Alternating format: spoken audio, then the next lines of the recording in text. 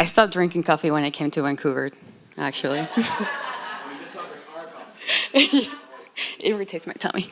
So I'm Joanna, and I am originally from Colombia, from a city called Barranquilla, which is in the north part of the country, the Caribbean side. I moved to Vancouver 4 years ago, and 3 years ago I launched Heyo, which is a magazine and an experiences company focused on travel, arts, culture, and curiosities. And this is the second issue picture here, and the third issue is about to drop like Monday. So I'm very excited about that. By the way, I just landed last night from Jordan, so if I say something crazy, it's not me, it's the jet lag. So I also host creative immersion journeys. What this means is it's a curated experience or a curated trip where we go to a city and we explore all the creative aspects of it. So we meet with photographers, filmmakers, producers, everyone in the creative spectrum, and we learn about why the creative culture of the city is booming and why it's so interesting to learn more about it. And during this trip, my best friend who's here, Andy Cortina, who's also a producer for Televisa. Televisa is the largest Spanish content creator in the world. He was giving a talk about the difference between originality and creativity. And during this talk, he said that originality is overrated. What it's important actually is how we approach our projects with creativity. And I thought this was brilliant because how many times have we actually spent thinking about this totally super unique idea that no one has ever thought about before, and how much of that has actually turned into a viable idea? Like, really. So what is important is how do we approach the projects that we're working on, taking elements that are around, the elements and the information that are already around us, and create something that is unique in the execution. So we don't have to come up with a unique idea that no one has thought about it before. It's how do we create something that is unique in the way we do it, taking in consideration the things that already exist around it. Simultaneous invention and incremental improvement are the way innovation works, even for radical inventions. What this means is that nothing that has changed the world was created overnight. Everything, every single thing, every radical invention in the world was created with multiple iterations, with trials and errors and failures and all of that. And so why do we put that weight on ourselves of thinking like, I need to come up with this crazy idea right now, tomorrow I'm gonna change the world? Here are a few examples of that, very basic examples. Telephone, the car, the light bulb, the airplane, television. Take the car, for example. We started with horses, then we added wheels, then we added motors. Now we have electric cars going around. Soon we're gonna be flying around. Light bulb as well, for example. Thomas Edison didn't invent the light bulb. He came up with a filament to better transmit the electricity. And he was even sued by his counterparts because he was taking ownership of an idea that already existed. So all of these are examples of things that were worked over time, and people or the inventors were taking elements and taking the things that they already knew that existed, but they were improving them. And that's how you actually get to change the world. So that got me thinking, how do you get exposed to new ideas in order to enrich your own database? Because it's easy to run out of inspiration when you talk to the same people every day, when your context never changes, when everything is very much the same. It's easy to forget that there's other stuff out there that can bring you inspiration, right? So how do we do it? Through travel, of course.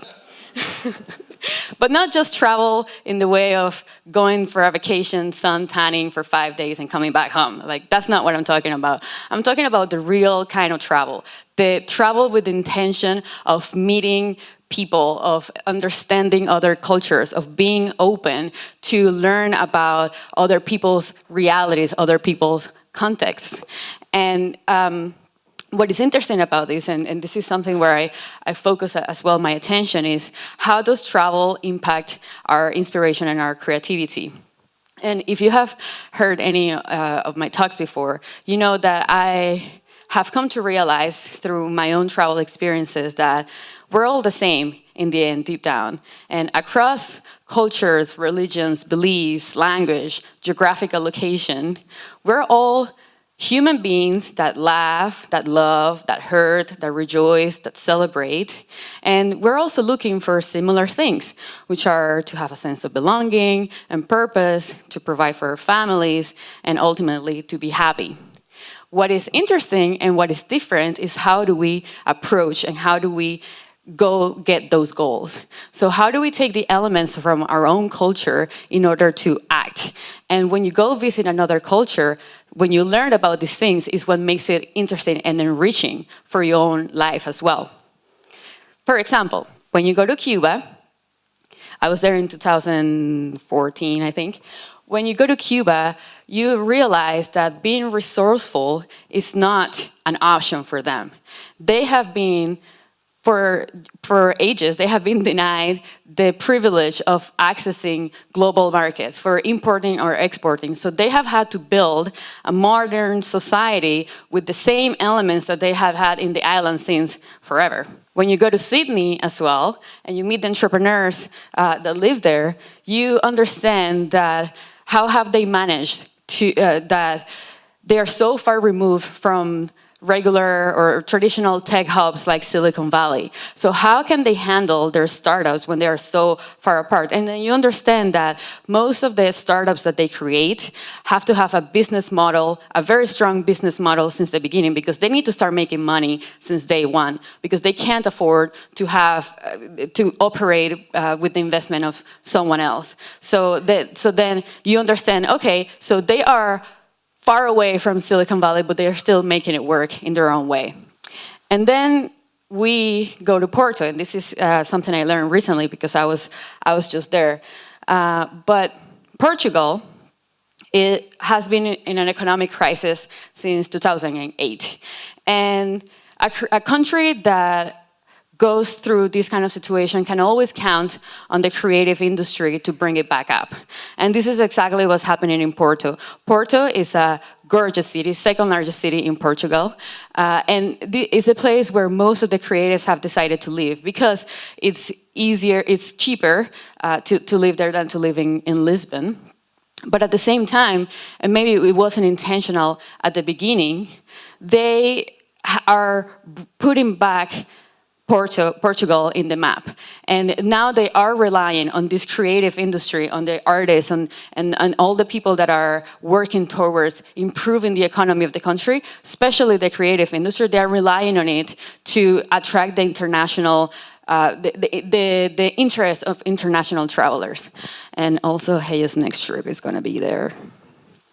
So I like to finish my presentations with this photo, because none of the people that are in this picture knew each other before, a few days before this photo was taken. And we were all coming from different countries, we lived in different cities, but we were open to meeting each other and learning about the other person's culture and reality. And then these people became family, and I care a lot about them. And what this means to me is that when you travel with an open mind and an open heart to actually learn about another culture, to understand other people, to understand their realities, you inevitably create more empathy. And more empathy results in a more tolerant society. And why is this important? Because when you look at people from afar, they seem so different to you. But when you actually care to understand them, you realize that you actually have a lot in common. And when I come back from a trip, and this is in my personal case, like last night, for example, my creative juices are always overflowing because I have discovered a new way in how people see the world that is also now informing the way I see my own. And this is how I get to create all the things that I get to do. Thank you so much.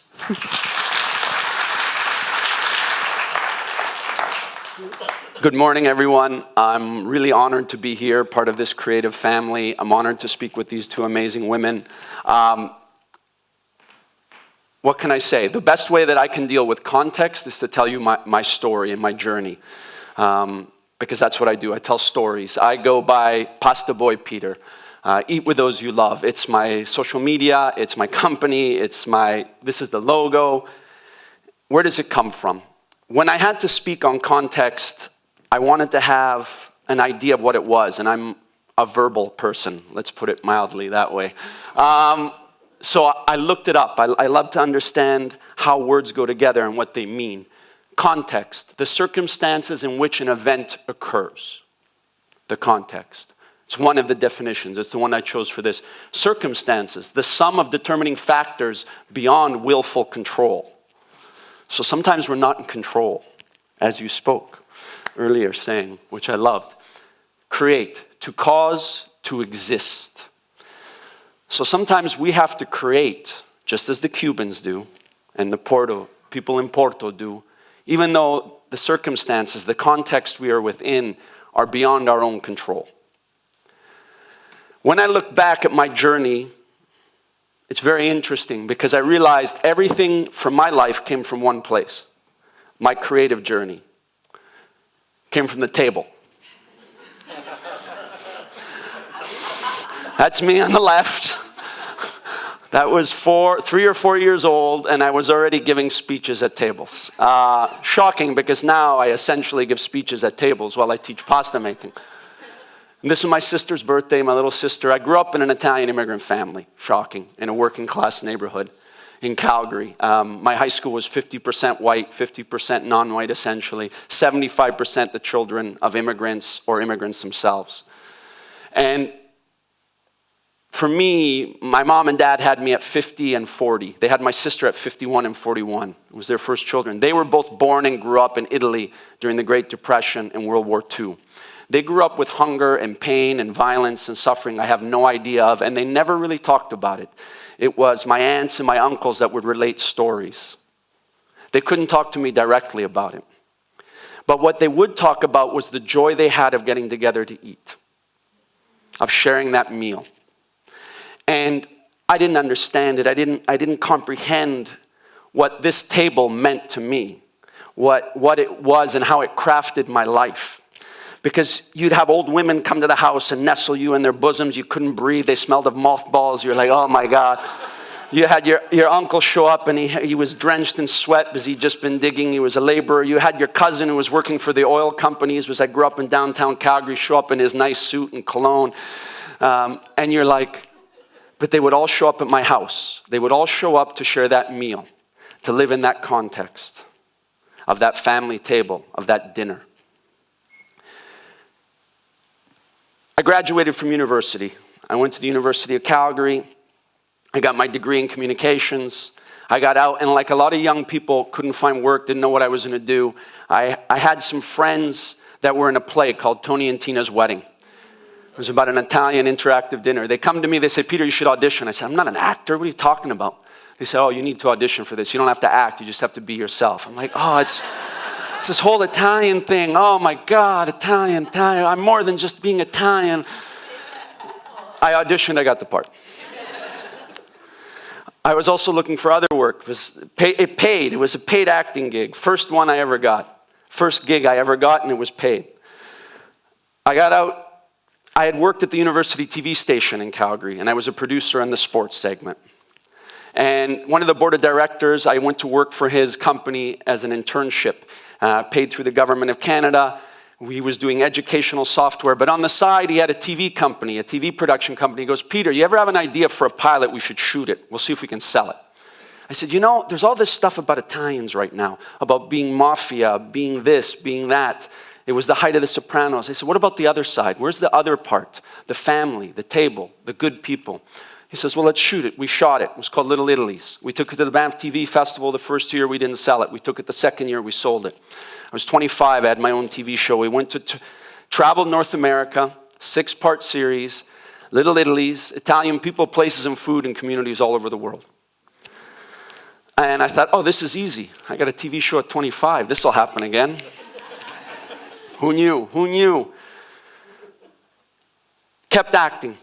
I did an audition for Brokeback Mountain. It was in Calgary at the time. I went into the room to play a Chilean sheep herder. I had a full beard. Yo hablo un pequeño de español porque yo estuve en México a vivir para un intercambio. I studied in Mexico a little bit in university to study.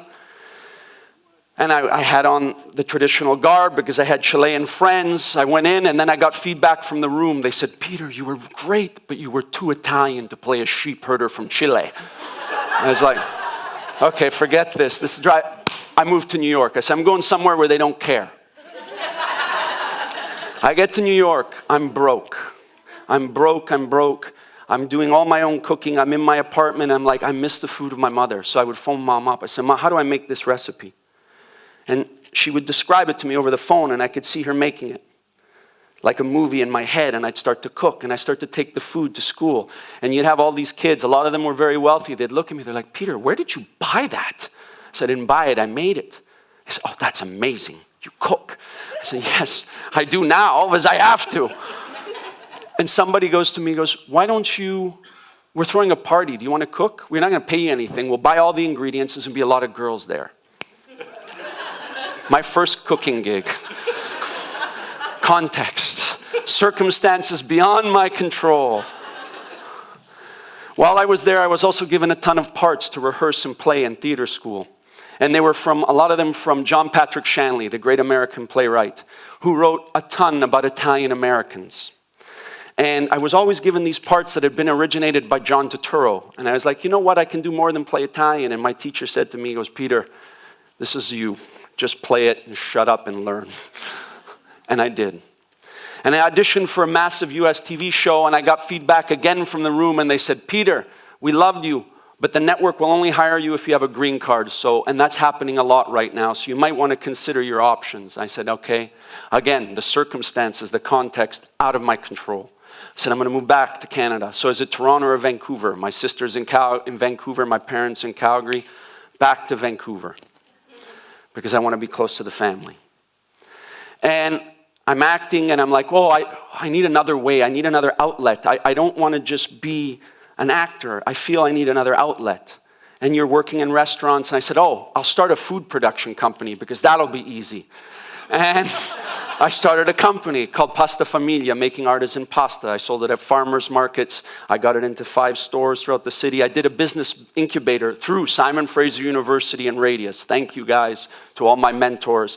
And I learned as an artist, as a creative person, trying to learn the business side was a very interesting thing when you start doing spreadsheets. And I realized, my God, I need $500,000 to build a factory, and I need to scale to actually make a living. And I'm like, what am I going to do? So I started to shut the company down. And all my guests, I call them my guests, my family who were coming to me, my customers were like, Peter, what are you going to do? Where are we going to get pasta? I said, well, I don't know. And they said, can you teach us? I said, I can't teach you this. This is an artisan extruded pasta. It's made with brawn. They said, well, what about fresh pasta? I said, well, I only know my mom's recipes. Why don't you teach us that? I said, well, it's just home recipes. That would be great. So you'll pay? Yeah, we'll come to a class. Do a class. I started teaching classes. No idea. The creation, the idea came from that table, from that experience, and the necessity, the context that I was in. And now, this is 5 years on. 2 years ago, I'm starting to have ideas. How do I create something more? I want to create an experience of this table for more people because it meant so much to me and it's given me so much. How do I do that? And I was experimenting and thinking, and I had this vision. And I'm working on it, and a few people in this room have been part of that vision as I've been working on it. And during that time, Chef Mark Perrier, who's the owner of Savio Volpe restaurant, who I'd worked with before in restaurants, came to me and says, Peter, I hear you teach these home cooking classes. You want to come to my house and show me some recipes? And I said, okay, chef, and we're cooking, and he's looking at me, and he's like, do you want to come cook? I said, chef, I'm not a professional chef. He goes, you know how to cook, I'll show you the rest. So the first 8 months, I helped open Savio Volpe, one of Canada's top 10 new restaurants, one of Canada's top restaurants. I've been honored. I was part of the opening kitchen team. They used my recipe for the extruded pasta. And I call the best show in Vancouver. It's a salumi counter. It's a bar in the middle of the restaurant where I slice meats and do desserts and tell stories. And things are starting to all come together, slowly but surely. The moral of this story is whatever you are in your moment in your creative journey, sometimes you have no control. But you do have control with what you do with it. You need to mine it for all the creative juices that you can possibly find. You need to find your table, your context, which may be beyond your control, and from it, create a recipe for something beautiful. Because that's the one power we actually have. The same that they do in Cuba, the same that they do in Porto. In a city like Vancouver, where if you're a creative, you have to struggle every day to pay your bills, we have to do the same because it's the only thing that's going to give us joy. And I leave you with this poem. And a few years ago, it came to me literally in one night. And I realize it, and I try to keep it in my mind wherever I go and whatever I do, whatever I'm creating, because it's the philosophy, what drives me from inside, because I realize it's everything that we are. And it's everything that I am, from the past to the future. It's that you eat with those you love, and you will stay in love. Eat with those you like, and you may fall in love. Eat with those you hate, and you may learn to tolerate, to look at the different, to learn to understand. I do that through my table. Find your table and create your context for creativity. Thank you. How are you? So I want to tell you a little bit about my double life today. Mark gave a little bit of it away. But by day, I work as executive editor for Vancouver Magazine and Western Living magazines, two lifestyle publications that have been around in the West for 50 years. So here's Western Living, here's Van Mag, I really enjoyed the animation feature in Keynote. Western Living Condo as well, which covers small spaces in Vancouver. And so I love my job. It's just the best. Every single day I get to come in, be creative with an amazing team of other creative people. We get to brainstorm and think big and get wild and crazy with our home features and our service packages for Van Mag. Oh, I made them disappear. Some things I get to write about design and architecture and fancy people. We do big picture ideas. We think outside the box. We create events. We create exciting online packages as well. It also involves a lot of little detail work as well. So I spend a lot of time with spreadsheets in my job, which I love. To me, that's fun. But not for everybody. Also juggling a lot of deadlines. So it's a big responsibility. But outside of that, by night, I am involved in the comedy scene locally. So that's me dressed in my duo Garbage Sisters. It's an improv duo where we pretend that we're garbage professionals, but also who love to do improv. So we wear extra large jumpsuits and act things out. This is part of my other team, Reynolds. So this is us performing in New York. I don't remember what was happening here. Something dumb. And I do sketch comedy as well on the side. So that's me giving a speech at my child's wedding, and my ex-husband has shown up and is begging me for forgiveness. So this is my life. Some more examples of things I write that are totally opposite of what I do at the magazines. I've written sketches about children who are obsessed with pipe organs, about a woman who's secretly Frankenstein, a PhD candidate convinced that Eminem is a feminist. Feminism. Yeah. And other important issues like how to eat a peach without looking too sexy. Or about a strata council who uncovered an undead being in their parking garage. So these are kind of two diametrically opposite things, really. I get to be a fancy sophisticate who talks about architecture with design professionals by day, and by night I get to wear garbage clothes and be silly and practice my funny voices. So, but I think it's really important to search for creativity out of context, and I think these two things have really informed each other. I think that if I didn't have comedy to kind of explore and be silly and work out that kind of part of my brain, my work in the magazine wouldn't be as creative or as fun to do. So I think of it as kind of like cross-training your brain, finding another creative outlet that maybe maybe overlaps a little bit, maybe has nothing to do with it. Whether you're good at it or not, I don't think that's important. We have lots of people in our office who have creative hobbies outside of their work. Our art director, one of our art directors, is an amazing potter and does crochet. Our editorial director took a tap dancing class. She knits, she sings. So everybody, I think, is great at their job, what we do, because they have that outside project as well to kind of explore ideas and get creative and work out that other part of their brain outside of the spreadsheets and outside of our editorial calendar. How did this happen to me? Great question, me. So I've always loved comedy, but I think what drove me to start producing it and not just consuming it is I started to get more comfortable in my job, and not that it wasn't challenging me anymore, but just I was feeling like I didn't need to not work as hard. My boss is here, always working hard.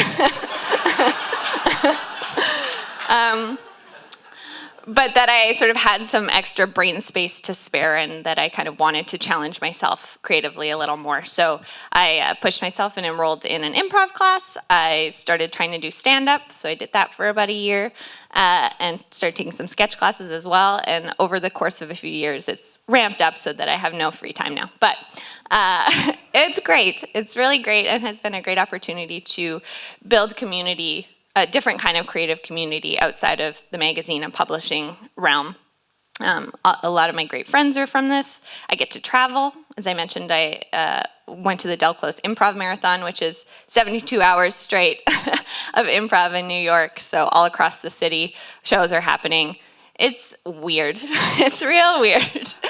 But it's been, it's become an expensive hobby, but a good one, and one that's always pushing me to think outside the box. And I think another great thing about it is that improv has kind of taught me a lot of important lessons that I can bring back to the office. So not just about working out my brain, but about taking those lessons and bringing them into my daily creative practice. So one of those lessons, inspired by Del Close, one of the fathers of improv, fall and then figure out what to do on your way down. I think that's a great reminder to take risks in whatever you're doing, not just on stage, but behind the scenes, behind your desk at the magazine. So don't worry about doing things the way they've always been done. Don't even worry about how they're going to get done. Shoot for the moon sort of thing, blue sky thinking, and it'll get done. Like it always gets done. It really always surprises me when we're kind of in a pinch at the magazine, or things have gone sideways, or something has fallen out at the last minute, and how we'll all turn to each other and be like, you know what? It always gets done, and it always does. And I think that having this sentiment, practicing that through improv, is also really helpful in keeping that in mind. Don't think is Upright Citizens Brigade's motto, and I think that's a great reminder to, again, on stage, follow your impulses, but also at the magazine. So trusting your gut with what feels right, what you think is a great story, what you think is a wrong story. Following that instinct and trusting your instincts is so important in any creative practice that you do. And yes, and is sort of the improv principle I think we're all pretty familiar with. Says everyone who has ever done improv ever. And yes, and on stage, when you're in a scene, that's about agreeing with what your partner has offered you and then adding onto it. And I think that's an amazing thing to keep in mind day to day with whatever you're doing as well. You know, life goes smoothly. You go places, you propel projects when you agree and when you don't roadblock. So the classic example for improv is if somebody comes onto stage and says, "I'm a doctor, welcome to my clinic," and the other person says, "No, you're not, we're on a spaceship." That's not very helpful. The scene's not going to go anywhere. The audience is going to be confused. So taking that into your work, whatever it may be, whoever you may be working with, accepting what people have thrown at you, and taking it to the next level, adding on to that is so important so that you're not stalled and stopped. So yeah, I guess I challenge you guys to think about what are you doing out of context of your own creative practices. What are you doing? Again, you don't have to be good at it, but just what's your alternative outlet to express yourself, to challenge yourself, to try using parts of your brain that you aren't normally using in your day. And maybe if you don't have one, I would encourage you to go find one, and perhaps on a comedy stage. Thank you. Who would like to? I have a quick question for Joanna. So when my wife and I travel, we travel from kitchen to. Oh, can you hit? We travel from kitchen to kitchen, and by that I mean we go out of our way to find cooking classes, preferably in people's houses in the cities and countries we travel. Have you done that? No.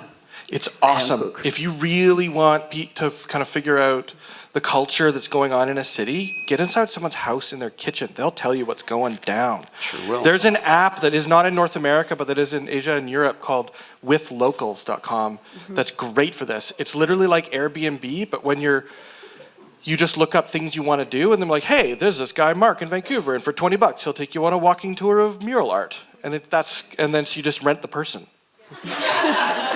It's super cool.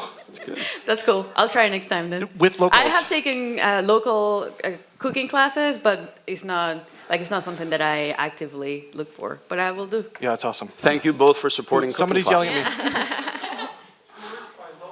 Tours by locals. Is that here? That's a Vancouver one.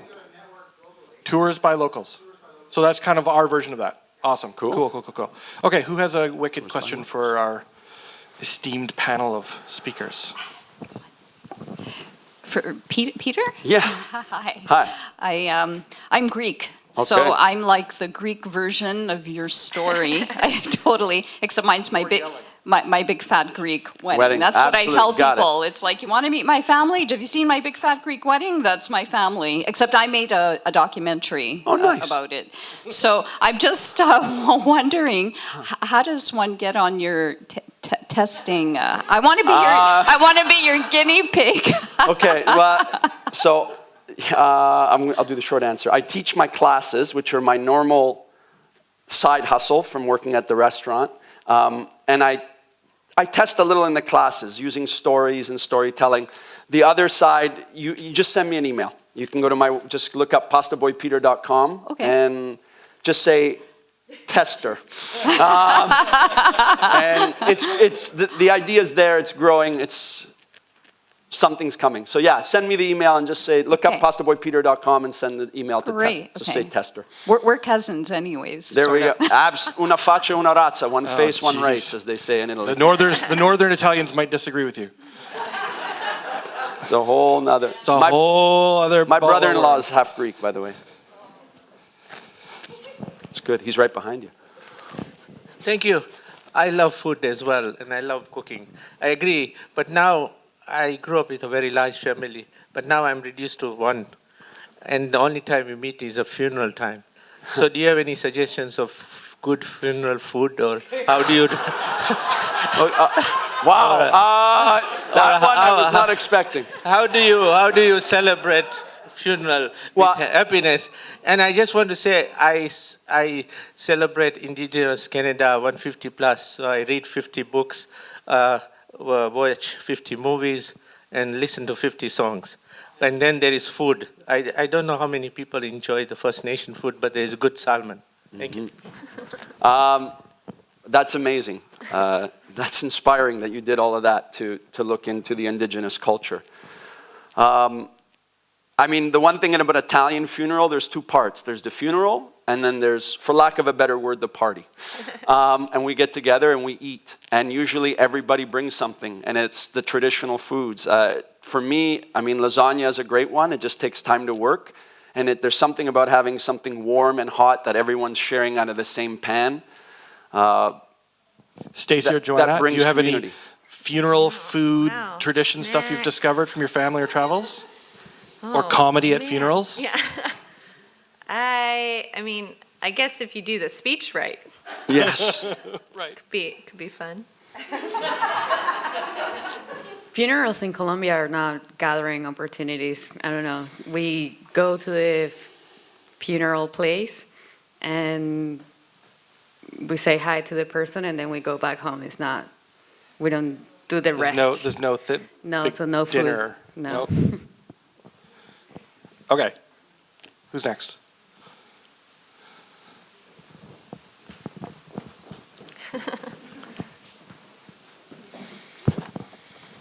So for all three of you, what was the moment at which you're like, okay, some of you forced yourselves to try the thing outside of your work as a creative outlet. When was the moment where you figured out, yes, this is like putting on my most comfortable pair of pants, this is what I'm designed to do?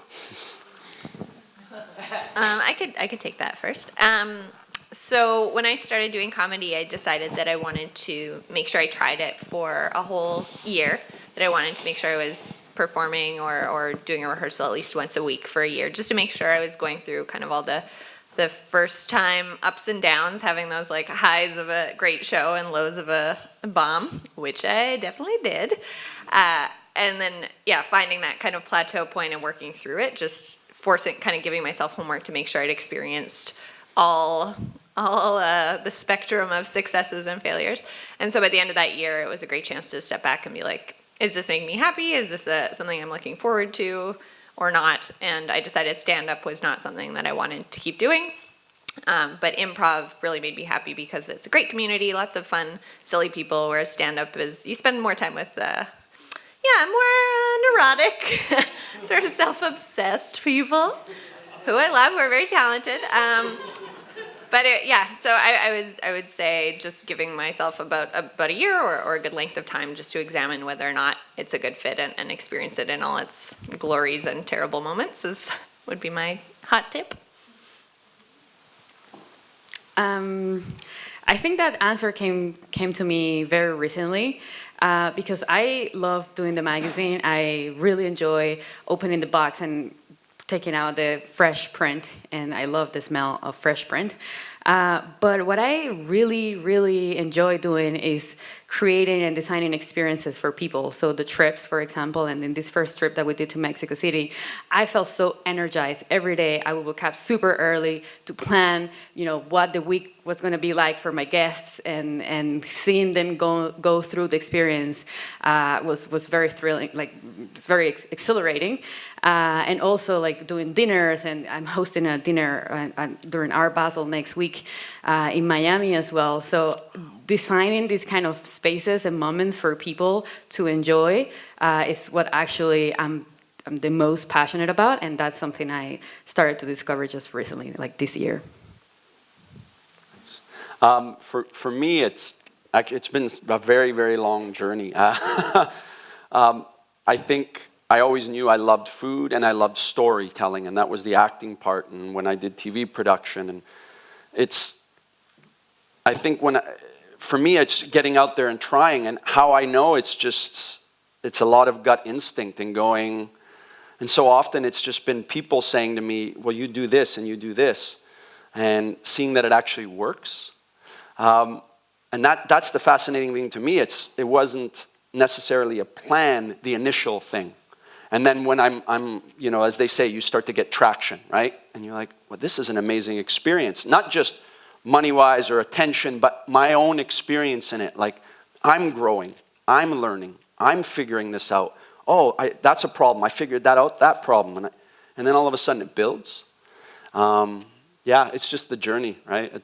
It's as corny and as cliche as that sounds, it really is. It's just playing with it, like you said, and trying it, and then going, oh my God, I love this. Now how do I make it work? You guys seem to be making it work pretty well. Whoa.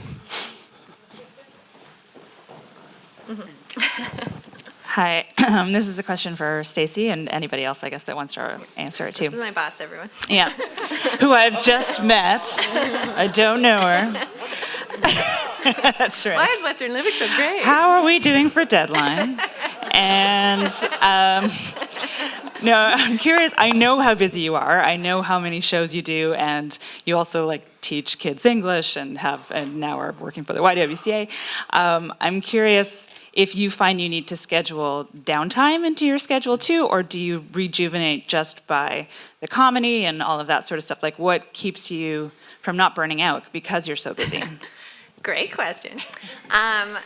I think the key is I just kind of view my life in little 2-hour chunks. And so just as long as I have a 2-hour chunk every week or a few hours to decompress after I get back from whatever my evening activity is, to sit around on the couch or hang out with my husband, it's or building in time for friends and family as well.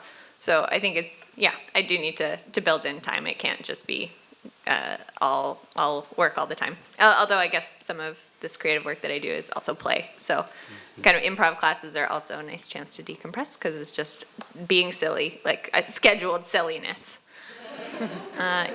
It's just being like, just hyper conscious of those chunks and making sure that there's a little wiggle room, I guess. Anybody else? I was just going to touch on something you said in the speech that was so important to me.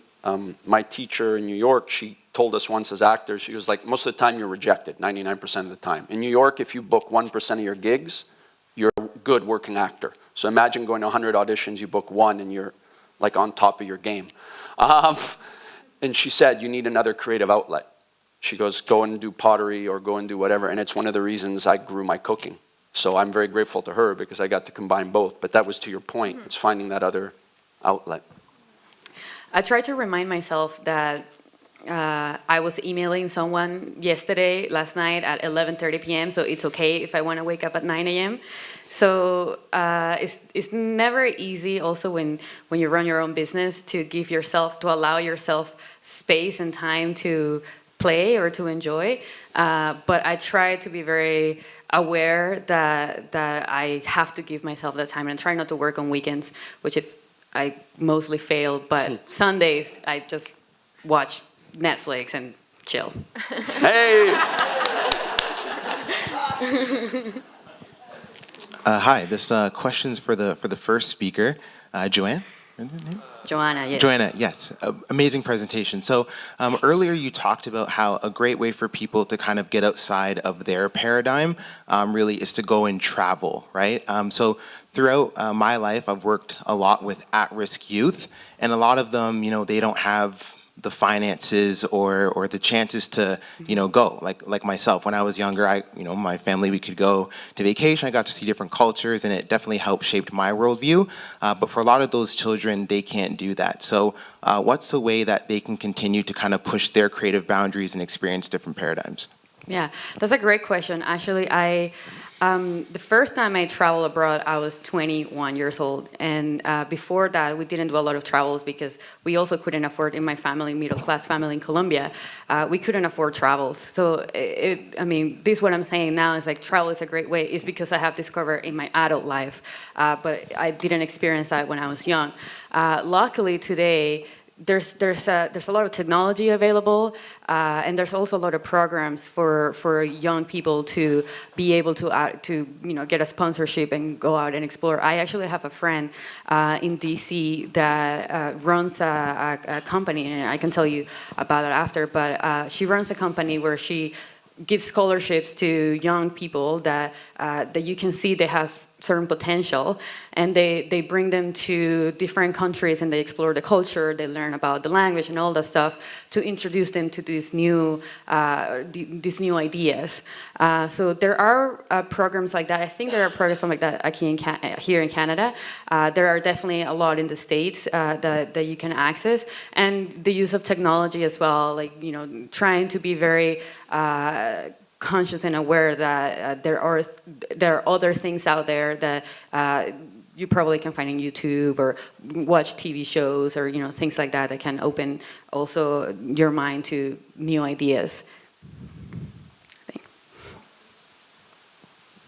Any other comments from the others? I would say we're lucky to live in a city that's got such a diverse population and so many little multicultural pockets, and I think you can kind of find the world here in a lot of ways if you know where to look. Going to different kinds of cultural event, dance performances or the Syrian women dinner series that's happening. That seems like an awesome way to kind of connect with somebody who has like a very different experience than you, or the library. I don't know. It's good. I was just going to add on the cultural centers. Almost every culture has their own cultural center. I mean, for my life growing up as a kid, and it was an immigrant neighborhood, so I didn't need it. I just went next door and I had Palestinian refugees, Croatians, Jamaicans, Hondurans, but we all went to our community centers. So I think that's a great way, because each one of those has get-togethers, festivals that you can attend, and I think that's a way to expose that, because they don't see that, right? They don't see the similarities. And then when you get to be 21 and can hit the road, Yeah. you're ready. Okay, you have 10 seconds to each come up with one word that represents the last 3 words any Creative Morning speaker says to this audience in 2017. What? Wait, what? Pick one word. I want each of you to pick a word that you want to leave with the audience.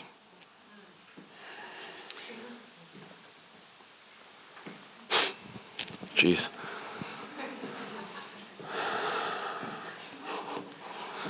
You want me to start? Peter. Passion. Ticklish.